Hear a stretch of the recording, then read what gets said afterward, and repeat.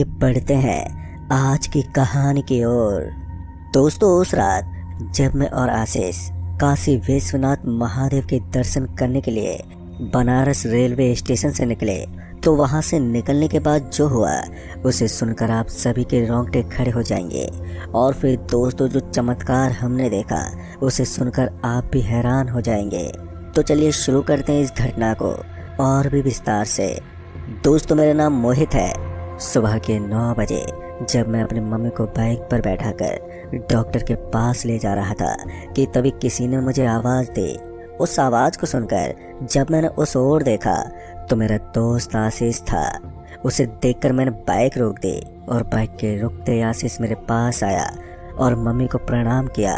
तो मैंने उससे कहा कि कैसे हो भाई, बहुत दिन के बाद मिले हो।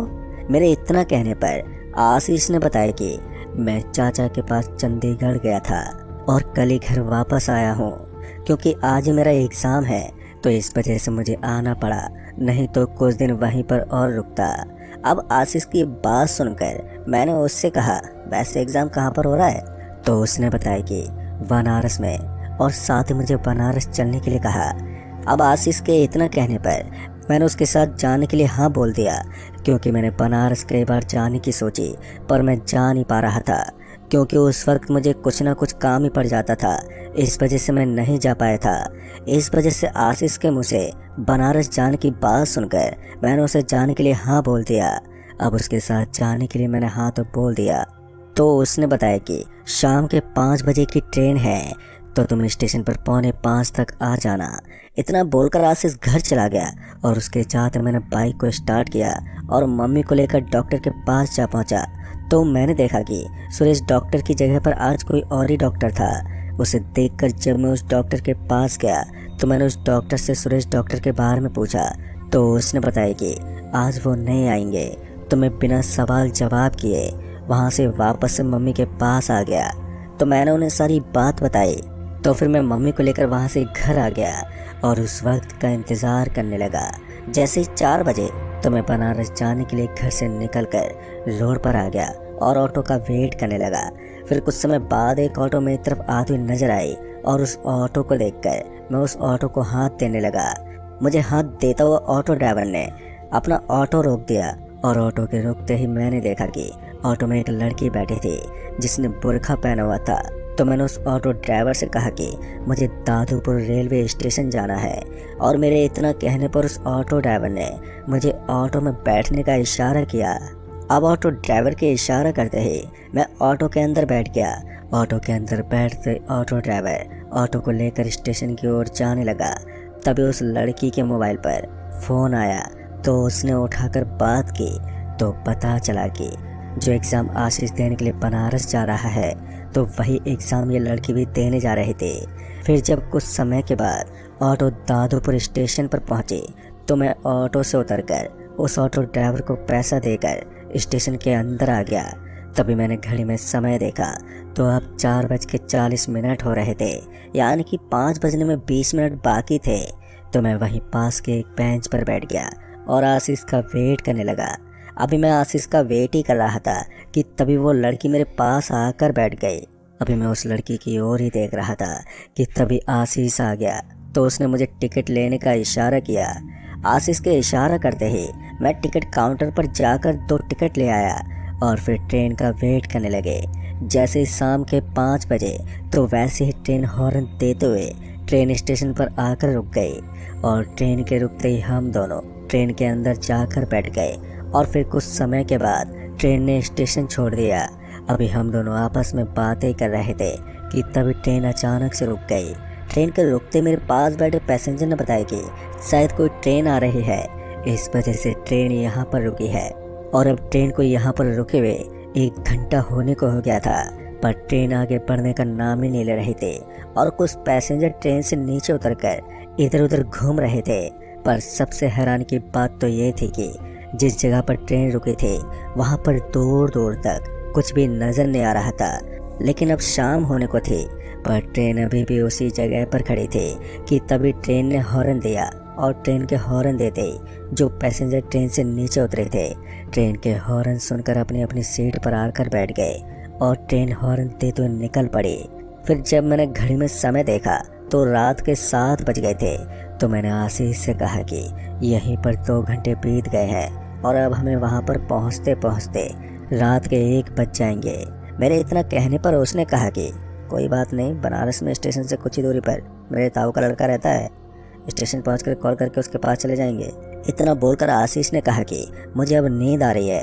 इतना बोलकर वो सोने लगा और मैं अपना फ़ोन निकाल कर चलाने लगा। फ़ोन चलाते चलाते मुझे अब 1 घंटा बीत गया था और अब मेरी भी आंखें भारी होने लगी थी, जिस वजह से मैंने फ़ोन को अपने पॉकेट में रख लिया और पीछे की तरफ अपना सर करके बैठा रहा। बैठे बैठे कब मेरी आंख लग गई मुझे कुछ पता ही नहीं चला। और फिर जब मेरी आंखें खुली तो ट्रेन स्टेशन पर रुकी थी। तो मैंने तुरंत ही आशीष को उठाया और हम दोनों ट्रेन से बाहर निकल आए। ट्रेन से बाहर आते ही मैंने आशीष को फ़ोन करने के लिए कहा और जब आशीष ने अपने ताऊ के लड़के को फ़ोन किया तो फ़ोन बंद था। तो मैंने आशीष से कहा कि यार अब हम क्या करेंगे। मेरे इतना कहने पर आशीष ने कहा कि मुझे पता है कि मेरे ताऊ का लड़का कहाँ पर रहता है। फिर हम दोनों स्टेशन से बाहर निकल आए और स्टेशन से बाहर आने पर मुझे एक ऑटो दिखाई पड़ा। उस ऑटो को देखकर हम दोनों उस ऑटो के पास तो आ गए और फिर मैंने उस ऑटो ड्राइवर से कहा, अरे भैया होटल राज पैलेस चलोगे क्या। आशीष के इतना कहने पर उस ऑटो ने हमें ऑटो में बैठने का इशारा किया। ऑटो ड्राइवर के इशारा करते ही हम दोनों ऑटो के अंदर बैठ गए। ऑटो में बैठते ही ऑटो ड्राइवर ऑटो को लेकर उस होटल की तरफ जाने लगा। तो मैंने आशीष से कहा, क्या तुम्हारे ताऊ का लड़का उसी होटल में रहता है। मेरे इतना कहने पर आशीष ने बताया कि नहीं यार, उस होटल के पास ही रूम लेकर रहते हैं वो। अभी हम दोनों आपस में बातें ही कर रहे थे कि तभी ऑटो ड्राइवर ने ऑटो रोकते ऑटो के रुकते मैंने उस ऑटो ड्राइवर से कहा, क्या हुआ जो यहाँ पर ऑटो रोक दिया आपने। मेरे इतना कहने पर उस ऑटो ड्राइवर ने हमें सामने इशारा करते हुए देखने को कहा और जब हमने सामने की ओर देखा तो सामने कोई औरत खड़ी थी। अब उस औरत को देखकर ऑटो ड्राइवर डर से कांप रहा था। ऑटो ड्राइवर को इस तरह देखकर मैंने ऑटो ड्राइवर से कहा, क्या हुआ भाई जो तुम इतना डरे हुए हो। तो उसने बताया कि जो सामने दिख रही है वो कोई औरत नहीं बल्कि एक चुड़ैल है। ऑटो ड्राइवर की ये बात सुनकर हम दोनों के होश उड़ गए। अभी हम डरे ही सहमे ऑटो में बैठे ही थे कि तभी वो औरत हमारी तरफ आने लगी। उसे अपनी तरफ आता हुआ देखकर ऑटो ड्राइवर ऑटो से बाहर निकलकर भागते हुए पीछे की तरफ जाने लगा। ऑटो ड्राइवर को भागता हुआ देखकर हम दोनों ऑटो से नीचे उतरकर हम दोनों भी उसी के पीछे पीछे भागते हुए जाने लगे। और जैसे हम भागने लगे तो वो औरत भी हमारे पीछे भागने लगी। पर सबसे हैरान की बात तो ये थी कि जहाँ पर हम थे वहाँ दूर दूर तक कोई भी नहीं था। चारों तरफ खामोशी पसरी हुई थी और हम तीनों वहाँ से भागते जा रहे थे कि तभी अचानक से वो औरत हमारे सामने आ गई। उसे सामने देखकर हम तीनों बहुत ही ज़्यादा डर गए थे। डर से हम तीनों कांप रहे थे कि तभी उस औरत ने उस ऑटो ड्राइवर का गला पकड़ लिया और देखते ही देखते उस औरत का चेहरा बहुत ही ज़्यादा भयानक हो गया। अब उस औरत का भयानक रूप देखकर हम दोनों बहुत ही ज़्यादा डर गए थे। डर से हम दोनों के हाथ पैर कांप रहे थे। अभी हम दोनों डरे सहमे उस औरत को देख रहे थे कि तभी उस औरत ने उस ऑटो ड्राइवर की गर्दन घुमा दी, जिसे देखकर मेरे रोंगटे खड़े हो गए और आशीष ये मंजर देखकर मानो जम सा गया था। तभी वो औरत उस ऑटो ड्राइवर का खून पीने लगी और उसे खून पीता हुआ देखकर हम दोनों वहाँ से भाग खड़े हुए। और जब मैंने पीछे पलट कर देखा तो वो औरत नजर नहीं आ रही थी और चारों तरफ वहाँ पर सिर्फ सन्नाटा पसरा हुआ था। अब हमें कुछ भी समझ में नहीं आ रहा था कि हम किस ओर जाएं, क्योंकि अब हम किसी से मदद भी नहीं ले सकते थे। दरअसल जब हम दोनों उस औरत से बचने के लिए भाग रहे थे तो मेरा फ़ोन मेरे पॉकेट से निकलकर गिर पड़ा और आशीष के फ़ोन को पता नहीं क्या हो गया था कि वो ऑन ही नहीं हो रहा था। अब हम दोनों बहुत ही बुरी तरह से फंस गए थे और दूर दूर तक कोई भी वहाँ पर नज़र नहीं आ रहा था। सिर्फ जो नज़र आ रहा था तो वो था रोड के बगल में खड़े खंबे। हम दोनों उसकी लाइट की रोशनी के सहारे आगे की तरफ बढ़ रहे थे कि शायद यहाँ पर कोई मदद मिल जाए। अभी हम दोनों आगे की ओर बढ़ रहे थे कि तभी हमें एक आदमी आता हुआ दिखाई दिया। उस आदमी को देखकर हम दोनों उस आदमी के पास गए तो हमने देखा कि उस आदमी के बाल बहुत ही ज़्यादा लंबे थे और साथ ही उस आदमी ने हाथ में डमरू ले रखा था और उसके साथ में एक बंदर भी था, जिसे देखकर लग रहा था कि ये कोई मदारी का खेल दिखाने वाला है।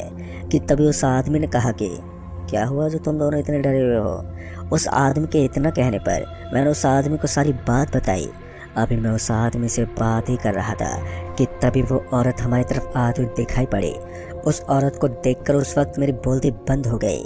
मुझे इस तरह देखकर जब उस आदमी ने पीछे की तरफ पलट कर देखा तो उस आदमी को देखते ही वो औरत हमारी तरफ आने लगी। फिर पता नहीं अचानक ही क्या हुआ कि वो औरत उस आदमी को देखकर वहीं पर रुक गई और उस औरत को देखकर ऐसा लग रहा था कि शायद उसने ऐसा कुछ देख लिया है जिससे कि वो डर रही थी। कि तभी वो आदमी उस औरत के पास जाने लगा और उस आदमी को जाता हुआ देख हम दोनों उस आदमी को रोकने की कोशिश करने लगे। अभी हम दोनों उस आदमी को रोकने की कोशिश ही कर रहे थे कि तभी अचानक से वो औरत गायब हो गई और उस औरत के गायब होते ही उस आदमी ने कुछ कहा पर हमें कुछ भी समझ में नहीं आया। तो मैंने उस आदमी से कहा कि वो औरत आपको देखकर डर रही थी। मेरे इतना कहने पर उस आदमी ने बताया कि वो मुझे देखकर नहीं, मेरे गले में पड़े लॉकेट को देखकर डर रही थी। अगर वो औरत मेरे पास आ जाती तो ये लॉकेट उस औरत को कैद कर लेता और फिर हमेशा के लिए वो मेरी गुलाम बन जाते। उस आदमी की बात सुनकर आशीष ने कहा कि पर ये बंदर तुम्हारे साथ क्या कर रहा है। आशीष के इतना कहते ही वो बंदर भूत के रूप में बदल गया। उसे देखकर हम दोनों बहुत ही ज़्यादा डर गए थे क्योंकि वो बहुत ही ज़्यादा भयानक था। कि तभी उस आदमी ने कहा कि डरो मत, ये तुम्हें कुछ नहीं करेगा। उस आदमी के इतना कहते ही वो भूत बंदर के रूप में फिर से बदल गया। कि तभी उस डमरू के अंदर से अजीब तरह की आवाज़ आने लगी और उस आवाज़ को सुनकर मैंने उस आदमी से कहा कि ये कैसी आवाज़ आ रही है। मेरे इतना कहने पर उस आदमी ने जो बताया तो उसे सुनकर तो हम दोनों के रोंगटे खड़े हो गए। दरअसल उस आदमी ने बताया कि इस बंदर की तरह कई और भी चीज़ें इस डमरू के अंदर कैद हैं। और उस आदमी की बात सुनकर मैंने उस आदमी से कहा कि हम तो आपको मदारी का खेल दिखाने वाला समझ रहे थे पर आप तो बहुत बड़े तांत्रिक हो। मेरे इतना कहने पर उस आदमी ने कोई जवाब नहीं दिया और हमें अपने साथ चलने के लिए कहा। उस आदमी की ये बात सुनकर हम दोनों उस आदमी के साथ जाने लगे क्योंकि यहाँ पर रुकना भी ठीक नहीं था। इस वजह से हमने उस आदमी के साथ जाना ठीक समझा। अभी हम दोनों उस आदमी के पीछे पीछे जा रहे थे कि तभी उस आदमी ने हमें इशारा करते हुए सामने देखने को कहा। और जब हमने उस ओर देखा तो आशीष ने कहा कि यहीं पर तो मेरे ताऊ का लड़का रहता है। अब ये देखकर हम दोनों बहुत ही खुश हो गए। अभी हम दोनों सामने की ओर ही देख रहे थे और जब हमने पीछे की ओर देखा तो वो आदमी नहीं था। अब ये देखकर मैं समझ गया कि वो आदमी कोई और नहीं बल्कि स्वयं महादेव थे जो हमें उस औरत से बचाने के लिए यहाँ पर स्वयं आ गए थे। फिर हम दोनों महादेव का नाम लेते हुए आशीष के ताऊ के लड़के के रूम पर पहुँच गए। तो उसके ताऊ के लड़के ने पूछा कि अरे भाई इतनी रात को कहाँ से आए हो। जिस पर आशीष ने उसे सारी बात बताई। आशीष की ये बात सुनकर उसे यकीन नहीं हो रहा था कि महादेव ने हमें साक्षात दर्शन दिए हैं। फिर हम तीनों लोगों ने भगवान शिव को साक्षात प्रणाम किया और फिर सो गए। फिर अगले दिन सुबह जब नींद खुली तो मैंने घड़ी में समय देखा तो सुबह के 6 बज गए थे। फिर हम सभी महादेव के दर्शन करने के लिए निकल पड़े। वहां पर पहुंचकर हम तीनों ने गंगा में डुबकियां लगाई और फिर जब हमारा कार्य वहां पर संपन्न हो गया तो हम वापस से अपने घर के लिए आ गए। दोस्तों ये तो थी मेरी जिंदगी